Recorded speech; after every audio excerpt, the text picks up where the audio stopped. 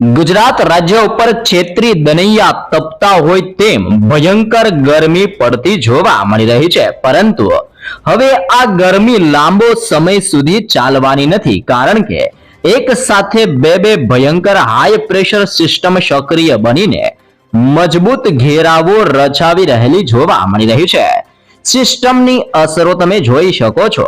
પાકિસ્તાનના ક્ષેત્રથી ગુજરાતના વિસ્તારની અંદર હાઈ પ્રેશર સિસ્ટમનું તીવ્ર દબાણ વધતું જોવા મળી રહ્યું છે. દક્ષિણીય ભારતના વિસ્તારની અંદર અત્યારે ચોમાસાનું આગમન થતું હોય તેમ પ્રી મોન્સૂન એક્ટિવિટીની અસરને લઈને તટીય ક્ષેત્રમાં વરસાદ વરસતો જોવા મળી રહ્યો છે.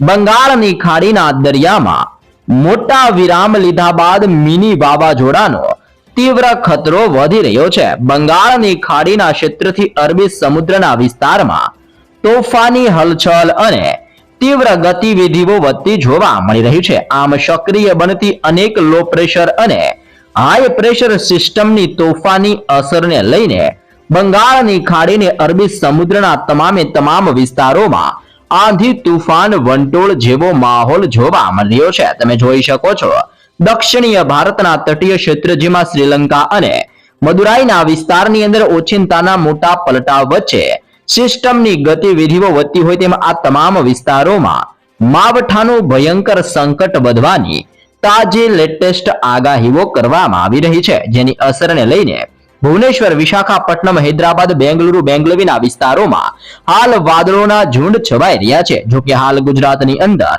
ભયંકર ગરમીઓ પડતી જોવા મળી રહી છે, પરંતુ હવે ગરમીનો રાઉન્ડ લાંબો ચાલવાનો નથી, કારણ કે ગુજરાત રાજ્યની અંદર ઓચિંતાના પલટાવની સાથે હવે પછી 14 તારીખથી લઈને આવનારી 18 તારીખ દરમિયાન ગુજરાતમાં ફરી એકવાર પવનની તીવ્રતા વધતી હોય તેમ 30 થી લઈને 35 કિલોમીટર પ્રતિ કલાકની ઝડપે તોફાની પવનોની તીવ્રતા વધતી જોવા મળવાની છે. તમે લાઈવ પણ અત્યારે જોઈ શકો છો.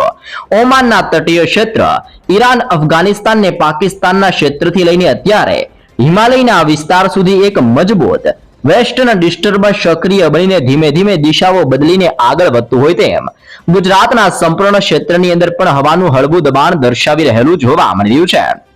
હવે પછી કચ્છ, ઉત્તર ગુજરાત અને સૌરાષ્ટ્રના વિસ્તારની અંદર ફરી એકવાર ભેજયુક્ત પવન ફૂંકાતા જોવા મળવાના છે, જેમાં ખાસ કરીને ડબલ ઋતુનો અહેસાસ થતો હોય તેમ બપોર દરમિયાન ભયંકર ગરમી તો વહેલી સવાર અને સાંજ દરમિયાન ગુજરાતની અંદર હજી પણ હળવા ઠંડા પવનો ફૂંકાતા હોય તેમ ભેજયુક્ત પવનની ગતિવિધિઓ વધતી જોવા મળવાની છે.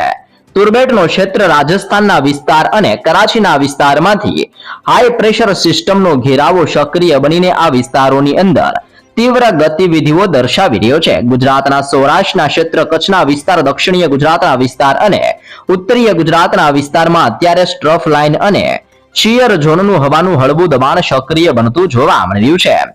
જો ગુજરાતની અંદર ગરમીની વાત કરીએ તો અત્યારે 37 ડિગ્રીથી લઈને અનેક વિસ્તારોમાં 40 ડિગ્રી સેલ્સિયસ સુધીની ભયંકર ગરમીઓ ગુજરાતમાં પડતી જોવા મળવાની છે.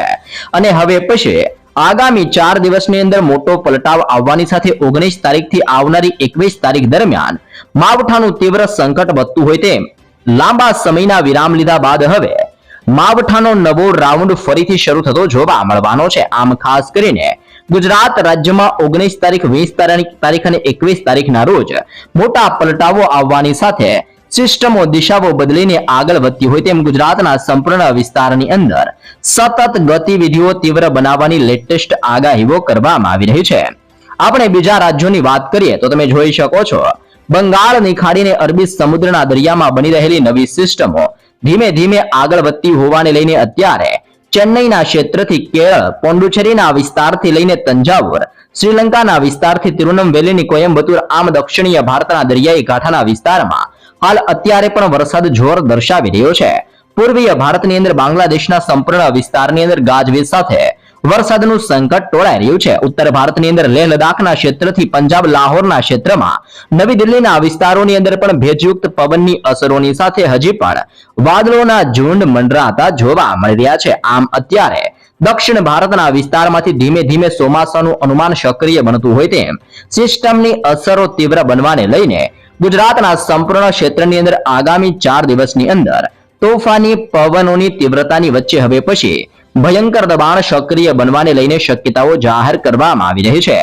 રાજસ્થાનના ક્ષેત્રથી લઈને અત્યારે તુર્બટ અને કરાચીના વિસ્તારોમાં આંધી તુફાન વંટોળ જેવો પવન ફૂંકાઈ રહ્યો છે અને ગુજરાતની અંદર સતત 4 દિવસ સુધી હવામાનની અંદર મોટા પલટાવો આવતા હોય તેમ ડબલ ઋતુના અહેસાસને લઈને તાજી નવી આગાહીઓ કરવામાં આવી રહી છે. જ્યાં દર્શક મિત્રો અહીંયા તમે જોઈ શકો છો, વર્લ્ડ મેટાલોજિકલ ઓર્ગેનાઇઝેશન દ્વારા હવે પછી સિસ્ટમની ગતિવિધિઓ સક્રિય થવાની સાથે ભારે દબાણ વધતું હોય તેમ ઉત્તરીય ભારતના ક્ષેત્રથી લઈને પૂર્વીય ભારતના વિસ્તારમાં એક મજબૂત પટ્ટો ઘેરાવાની નવી શક્યતાઓ જાહેર કરવામાં આવી રહી છે. આ સંપૂર્ણ ક્ષેત્રની અંદર આવી રીતે સિસ્ટમની ગતિવિધિઓ સક્રિય થવાની સાથે તોફાની હલચલ હવે પછી વધતી જોવા મળવાની છે. તે ઉપરાંત અત્યારે ઓમાનના તટીય ક્ષેત્રથી લઈને ખાસ કરીને ઈરાનનો ક્ષેત્ર, અફઘાનિસ્તાન અને પાકિસ્તાનના વિસ્તારની અંદર પણ નવા વેસ્ટર્ન ડિસ્ટર્બન્સના ઘેરાવા બની રહ્યા છે. બંગાળની ખાડીના ક્ષેત્રથી અરબી સમુદ્રના વિસ્તારમાં યુસી એટલે કે અપર એર સાયક્લોનિક સિસ્ટમનું તીવ્ર દબાણ સક્રિય બનીને દિશા બદલીને મોટો વળાંક લઈને આગળ વધી રહ્યું હોય તેમ હવે પછી અરબી સમુદ્રના દરિયામાંથી આ સિસ્ટમો ભર ઉનાળા દરમિયાન પલટાવ લેવાની સાથે અરબી સમુદ્ર થકી ધીમે ધીમે ગુજરાતના વિસ્તારોની અંદર ગતિઓ કરતી જોવા મળવાની છે. પરંતુ એ પહેલા ગોવાના સંપૂર્ણ વિસ્તારની અંદર આગામી 24 થી 48 કલાકની અંદર તોફાની પવનની તીવ્રતા સાથે વરસાદની ભયંકર અસરો જોવા મળવાની છે. તમે જોઈ શકો છો, ઉત્તરીય ભારતના ક્ષેત્ર જેમાં કાશ્મીરના ક્ષેત્રથી હિમાલયના વિસ્તારની અંદર હજી પણ બરફ વર્ષાને લઈને મોટી આગાહીઓ કરવામાં આવી રહી છે. ઉત્તર ભારતના હુફાળા અને ભેજયુક્ત પવનોની અસરને લઈને ગુજરાતની અંદર સાંજ દરમિયાન અને વહેલી સવાર દરમિયાન લોકોને ગરમીમાંથી રાહત મળી રહી છે. પરંતુ બપોર દરમિયાન ગુજરાતની અંદર ચૈત્રી દનૈયા તપતા હોય તેમાં ભયંકર ગરમીને લઈને લોકો અત્યારે ત્રાહિમામ પુકારી રહેલા જોવા મળી રહ્યા છે. આમ ગુજરાતની અંદર 37 ડિગ્રીથી લઈને અનેક જિલ્લાઓમાં 41 ડિગ્રી સેલ્સિયસ સુધીની ભયંકર ગરમીઓ પડતી જોવા મળી રહી છે. પરંતુ હવે પછી નવી આગાહીને લઈને ગુજરાતની અંદર ફરી એકવાર પલટાવ જોવા મળવાનો છે. 19 થી 21 તારીખના રોજ અનેક જિલ્લાઓની અંદર ગુજરાતમાં ફરીથી વાદળ છવાયું વાતાવરણ સક્રિય બનવાની આગાહી કરવામાં આવી રહી છે. અને ખાસ કરીને ખેડૂતોને પણ 19 તારીખથી આવનારી 21 તારીખ માટે સાવચેત રહેવા માટે ખાસ સૂચનાઓ દર્શાવવામાં આવી રહી છે. ગુજરાતવાસીઓ ફરી એકવાર થઈ જજો સાવધાન. કાળઝાળ ગરમી પછી ફરી એકવાર વરસાદનું તોફાન. અંબાલાલ પટેલ અને હવામાન વિભાગ દ્વારા નવીને ચોંકાવનારી આગાહી કરવામાં આવી રહી છે. ગુજરાતના હવામાનની અંદર હવે પછી મોટો યુટર્ન આવતો જોવા મળવાનો છે. બંગાળની ખાડીના દરિયામાં નવી સિસ્ટમોના તોફાન વધી રહ્યા છે. હાલ ગુજરાત રાજ્યની અંદર ગરમી અને અત્યારે વાતાવરણ ભયંકર હુફાળું બનતું જોવા મળી રહ્યું છે. છેલ્લા કેટલાક દિવસથી તાપમાનની અંદર વધારો જોવા મળી રહ્યો છે. અનેક દરિયાઈ કાંઠાના વિસ્તારમાં ભેજના કારણે હોટ અને હ્યુમિડ એટલે કે ગરમ અને ભેજવાળું હવામાન જોવા મળી રહ્યું છે. આમ અનેક વિસ્તારોમાં ડબલ ઋતુનો અનુભવ થઈ રહ્યો છે. આ બધાની વચ્ચે હવામાન વિભાગ IMD અહેમદાબાદ કેન્દ્ર દ્વારા તાજી આગાહી કરવામાં આવી રહી છે. આગામી 7 દિવસ એટલે કે 19 એપ્રિલ સુધી રાજ્યના તમામ વિસ્તારોની અંદર તાપમાન વધતું હોય તેમ અનેક વિસ્તારો હવે પછી શુષ્ક રહેવાની શક્યતાઓ જાહેર કરવામાં આવી રહી છે. એટલે કે ધીમે ધીમે ગુજરાતની અંદર ગરમીના પ્રમાણની અંદર હજી પણ વધારા થવાને લઈને મોટું પૂર્વાનુમાન દર્શાવવામાં આવી રહ્યું છે. તાપમાનને લઈને ખાસ આગાહી કરવામાં આવી છે.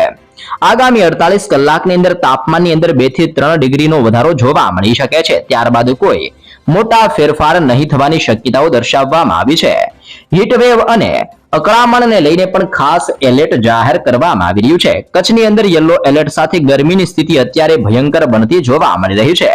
દરિયાઈ કાંઠાના ગુજરાતના તટીય ક્ષેત્ર જેમાં સૌરાષ્ટ્ર અને કચ્છના વિસ્તારમાં ગરમ અને ભેજવાળી હવાના કારણે અત્યારે ડિસ્ટર્બન્સ ઊભું થતું હોય તેમ અસ્તવ્યસ્તતાને લઈને 18 એપ્રિલ સુધી હજી પણ આવી સ્થિતિનું નિર્માણ થવાની શક્યતાઓ જાહેર કરવામાં આવી રહી છે. આમ અનેક વિસ્તારોમાં ભયંકર ગરમીઓ વધતી જોવા મળવાની છે. આજે અહેમદાબાદની અંદર 41 ડિગ્રી સેલ્સિયસ ટેમ્પરેચર નોંધવામાં આવ્યું છે. છેલ્લા 24 કલાકની અંદર રાજ્યની અંદર વરસાદ નોંધાયો નથી અને તાપમાનની અંદર હળવો વધારો થતો જોવા મળી રહ્યો છે. સૌરાષ્ટ્ર અને કચ્છના ક્ષેત્રની અંદર પણ હવે ધીમે ધીમે ગરમીનું પ્રમાણ વધતું જોવા મળી રહ્યું છે. આ બધાની વચ્ચે હવામાન નિષ્ણાંત અંબાલાલ પટેલ દ્વારા પણ નવી આગાહી કરવામાં આવી રહી છે. જેમાં ખાસ કરીને 12 થી લઈને 14 એપ્રિલ દરમિયાન અનેક વિસ્તારોની અંદર ભયંકર ગરમીને લઈને આગાહીઓ કરવામાં આવી રહી છે. જી હા દર્શક મિત્રો, એસી પંખાનો ઉપયોગ હવેથી વધતો જોવા મળવાનો છે, પરંતુ દરિયાઈ કાંઠાના ક્ષેત્રમાં ગરમ પવનો ફૂંકાતા જોવા મળવાના છે. ખાસ જાણી લેજો,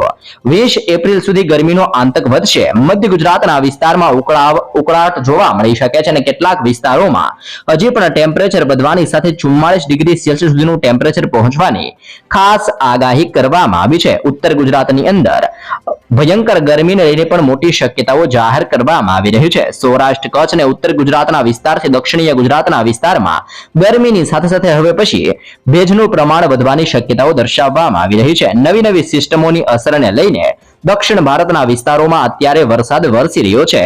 જો કે હાલ ગુજરાતના દરિયાઈ કાંઠાના વિસ્તારોની અંદર પણ તોફાની પવનોની ગતિવિધિઓ વધતી જોવા મળી રહી છે. ખાસ જાણી લેજો, 16 અને 17 એપ્રિલથી એક બીજી નવી પશ્ચિમી વિક્ષેપ સિસ્ટમની સક્રિય થવાની શક્યતાઓ દર્શાવવામાં આવી છે. તેના પ્રભાવથી 18 થી લઈને 22 એપ્રિલ દરમિયાન ગુજરાતની અંદર વાદળછાયું વાતાવરણ જોવા મળવાનું છે. પ્રી મોન્સૂન એક્ટિવિટીને લઈને વરસાદ અને કોઈ વિસ્તારમાં છાંટા તો કોઈ વિસ્તારોની અંદર જોરદાર પવન ફૂંકાઈ શકે છે. ઉત્તર મધ્ય સૌરાષ્ટ્રની સાથે દક્ષિણીય ગુજરાતના હવામાનની અંદર પણ મોટા પલટાવો જોવા મળવાના છે. 24 એપ્રિલ બાદ હજી પણ એક મોટા પલટાવની શક્યતાઓ જાહેર કરવામાં આવી રહી છે. આમ વરસાદ અને મેઘગર્જનાની સાથે આગામી 26 તારીખ દરમિયાન પણ કરાવો પડવાની ચેતવણીઓ દર્શાવવામાં આવી રહી છે. જે બાદ આગામી મે મહિનાની શરૂઆતની સાથે 11 થી લઈને 20 તારીખ દરમિયાન કાળી આંધી અને વંટોળ સાથે તોફાની પવનોની તીવ્રતા સાથે અનેક વિસ્તારોમાં વરસાદનું સંકટ વધવાને લઈને પણ તાજી શક્યતાઓ દર્શાવવામાં આવી છે.